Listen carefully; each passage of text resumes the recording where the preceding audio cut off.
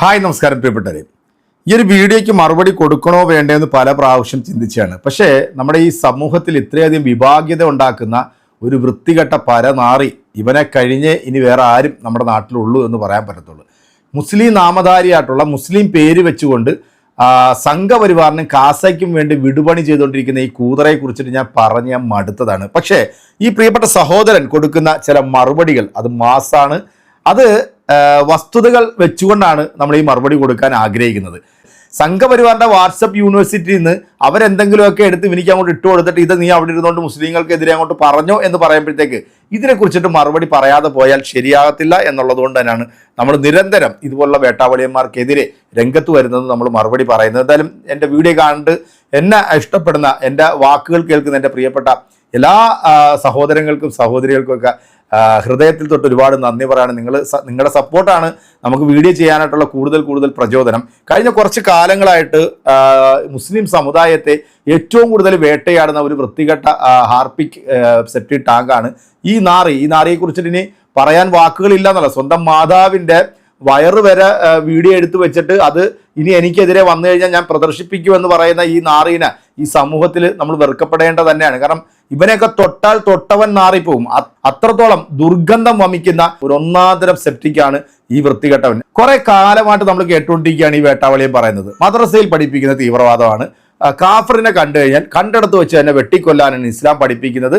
അങ്ങനെ ഇസ്ലാമിനെയും ഖുർആനെയൊക്കെ വളരെ മോശമായ രീതിയിൽ ചിത്രീകരിച്ചിട്ട് പോലും ഈ വൃത്തികെട്ട ഊള ഇന്നും കേരളത്തിൽ നിന്ന് ഇങ്ങനെ സംസാരിച്ചുകൊണ്ടിരിക്കുന്നുണ്ടെങ്കിൽ ഇസ്ലാം എന്ന് പറയുന്നത് വിമർശിക്കപ്പെടുന്ന മതമാണ്. വിമർശനങ്ങളിലൂടെയാണ് ഇസ്ലാം ഇത്രയും ആയതെന്നുള്ളത് നമുക്ക് എല്ലാവർക്കും അറിയാലല്ലേ. അതുകൊണ്ട് തന്നെ നീ എത്രത്തോളം നിനക്ക് ഇസ്ലാമിനെ വിമർശിക്കാൻ പറ്റുമോ അത്രത്തോളം നീ ഇസ്ലാമിനെ കുറിച്ച് വിമർശിക്കണം. എങ്കിൽ മാത്രമേ ഇവിടുത്തെ മറ്റ് ഇതര മതവിഭാഗങ്ങൾ ഈ ഇസ്ലാം എന്താണെന്നും ഈ പറയുന്നതൊക്കെ കറക്റ്റ് ആണെന്നൊക്കെ അവർ പഠിക്കത്തുള്ളൂ. കാരണം നമ്മുടെ ഇന്ത്യ മഹാരാജ്യത്ത് ഏറ്റവും കൂടുതൽ പീഡനം അനുഭവിക്കുന്നത് ആരാണെന്ന് വെച്ച് കഴിഞ്ഞാൽ ഇവിടുത്തെ മുസ്ലിങ്ങളും ക്രൈസ്തവനും ഇവിടുത്തെ അടിച്ചമർത്തപ്പെട്ടിട്ടുള്ള ആദിവാസി വിഭാഗത്തിൽപ്പെട്ടിട്ടുള്ളവരും തന്നെയാണ്.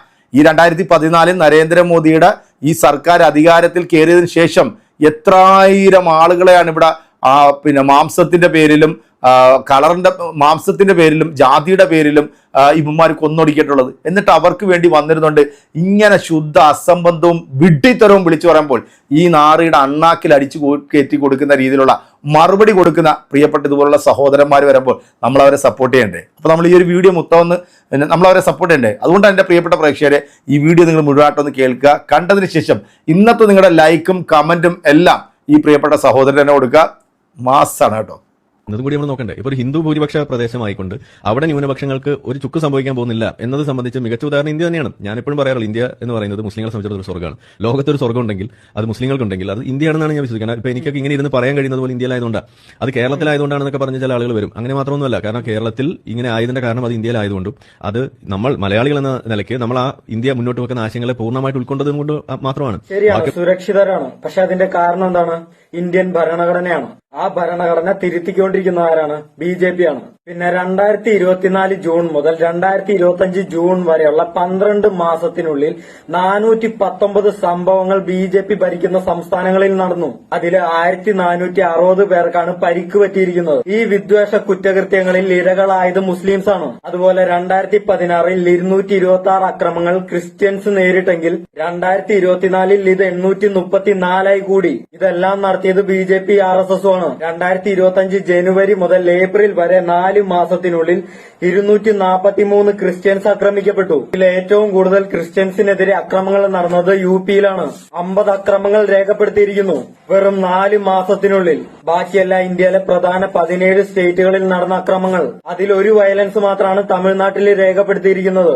കേരളത്തിൽ ഒന്നുപോലും രേഖപ്പെടുത്തിയിട്ടില്ല. പ്രധാനമായി നടന്ന എല്ലാ കമ്മ്യൂണൽ വയലൻസും രാഷ്ട്രീയ പാർട്ടികൾ തമ്മിലുള്ളതായിരുന്നു. പക്ഷെ അതൊന്നും വലിയ അക്രമങ്ങളായിട്ടോ കൊലപാതകങ്ങളായിട്ടോ റിപ്പോർട്ട് ചെയ്തിട്ടില്ല. ഇനിയൊന്നും മനസ്സിലാക്കണം, BJP ഭരിക്കുന്ന മറ്റ് ഇന്ത്യൻ സംസ്ഥാനങ്ങളിലാണോ കേരളത്തിലാണോ മുസ്ലിംസ് എന്നല്ല ഏതൊരു മതവിഭാഗവും സുരക്ഷിതമായിട്ടിരിക്കുന്നത് ഇന്ത്യയിലാണ് എന്ന് പോലും ആരിഫ് ഹുസൈൻ എളിഞ്ഞിരുന്ന് പറയാൻ കാരണം ഇന്ത്യൻ ഭരണഘടന തന്നെയാണ്. അപ്പൊ മനസ്സിലാക്കണം, ഇതേ ഭരണഘടനയെ ഇല്ലാതാക്കിയിട്ടാണ് BJP ഇവിടെ മത തീവ്രവാദ വർഗീയ കൊലപാതകങ്ങൾ നടത്തുന്നത്. ഇതേ BJPയുടെ മൂട് താങ്ങുന്നവനാണ് ഈ ആരിഫ് ഹുസൈൻ. കേരളത്തിലാണെന്നൊക്കെ പറഞ്ഞ് ചില ആൾക്കാർ വരുമെന്ന് പറയുകയല്ലടാ, പ്രവർത്തിക്കുവാണ്. പ്രവർത്തിച്ച് കാണിച്ചു കൊടുക്കുവാണ്. ഇന്ന് കേരളത്തെ ഇന്ത്യയിലെ മറ്റ് സംസ്ഥാനങ്ങൾ കണ്ടുപഠിക്കുവാണ്. ഡെവലപ്മെന്റ്സ് കണ്ടിട്ട് കേരളത്തെ കണ്ടുപഠിക്കുവാണ്. കേരളത്തിന്റെ സാക്ഷരത കണ്ടുപഠിക്കുവാണ്. അതിദാരിദ്ര്യം ഒഴിവാക്കിയത് കണ്ടുപഠിക്കുവാണ്. ഇവിടുത്തെ വ്യവസായ മേഖലയെ ആരോഗ്യ മേഖലയും കണ്ടുപഠിക്കുവാണ്. പണ്ടേ മുതൽ കേരളത്തെ പിന്നീന്ന് കുത്തുന്ന കുറെ ഹിജടവാഴകളുണ്ടല്ലോ, ആ കൂട്ടത്തിൽ മാത്രമാണ് ഇവരെയൊക്കെ കൂട്ടാൻ കഴിയൂ. സ്വന്തം നാടിന്റെ മുഖത്ത് ചാണകം വാരിത്തേക്കുന്ന പരമവിഡ്ഢികളാണ് ഇവര്. ജർമ്മനിയിൽ നിന്ന് വരുന്ന ഒരു വാർത്തയാണ്. അതായത് ക്രിസ്മസ് ആഘോഷം, ആ മാർക്കറ്റ് സംഭവം നമ്മൾ കാണാറുണ്ടല്ലോ, ക്രിസ്മസ് മാർക്കറ്റ് ഫെയർ എന്നൊക്കെ പറഞ്ഞിട്ടുള്ളത്. അത് ജർമ്മനിയിലെ ഒരു പട്ടണത്തിൽ ഇത്തവണ വേണ്ടാന്ന് വെച്ചിരിക്കുകയാണ്. എന്താ കാരണം? ഹിന്ദുക്കളെ പേടിച്ചിട്ടാണോ? സംഘികളെ പേടിച്ചിട്ടാണോ? ബുദ്ധമതക്കാരെ പേടിച്ചിട്ടാണോ? ജൂതന്മാരെ പേടിച്ചിട്ടാണോ? നിരീശ്വരവാദികളെ പേടിച്ചിട്ടാണോ? ആരെ പേടിച്ചിട്ടാണ്? മുസ്ലിങ്ങളെ പേടിച്ചിട്ട്. എന്താ അയാൾ ചെയ്തത്? അയാൾ വണ്ടി ഇടിച്ച് കയറ്റി കഴിഞ്ഞ വർഷം 5 പേരെ അവിടെ കൊന്നു. അപ്പോൾ നമുക്ക് BBC നോക്കാം. What we know about market attack suspect Abdul Muhsin എന്ന് പറഞ്ഞുകൊണ്ട് ഈ താലിബ് അബ്ദുൽ മുഹ്സിൻ എന്ന് പറയുന്ന വ്യക്തിയാണ് ഈ പറഞ്ഞ പ്രവൃത്തി ചെയ്തിട്ടുള്ള വ്യക്തി.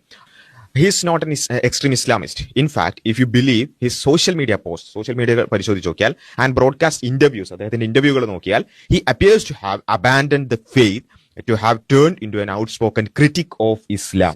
Critic of Islam. Abandoned faith എന്ന് പറഞ്ഞാൽ എക്സ് മുസ്ലിം ആണ്, എന്ന് വെച്ചാൽ വിശ്വാസം ഉപേക്ഷിച്ച ആളാണ്.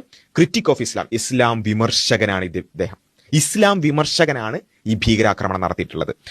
German interior ministry Nancy Faeser said it was clear to see the suspect held Islamophobic views.